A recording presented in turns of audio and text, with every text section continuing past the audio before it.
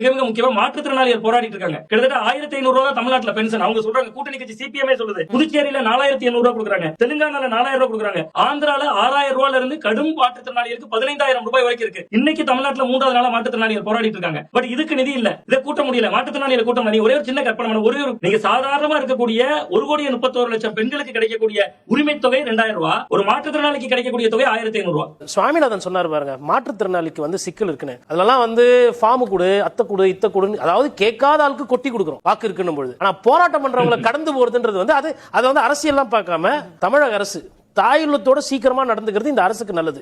இல்லனா கண்டிப்பா இன்னைக்கு சுவாமிநாதன் வந்து ஏதோ ஒரு டிப் ஆஃப் தி ஐஸ்பர்க் கிடையாது. அதாவது மனிதாபிமானத்துக்கு அப்புறம் தான் மற்றதெல்லாம் வரணும். உங்களுக்கு வந்து வாக்கு அரசியலோ அது எந்த அரசியலோ பார்க்க வேணாம். நம்ம வீட்டுல ஒரு தம்பியோ தங்கையோ அது மாதிரி இருக்காங்க, அண்ணனோ அக்காவா இருக்காங்கன்னா அது பாதிப்பு எவ்வளவு. நல்லா வேலைக்கு போறாங்க பெண்கள், அவங்களுக்கு நம்ம கொடுப்போம். ஆனா அந்த மாதிரி பாதிப்புள்ள இருக்கிறவங்களுக்கு வந்து ஃபார்ம் கொடுங்க, நாங்க கம்மியா கொடுப்போம்ன்றது அது சரியில்லை.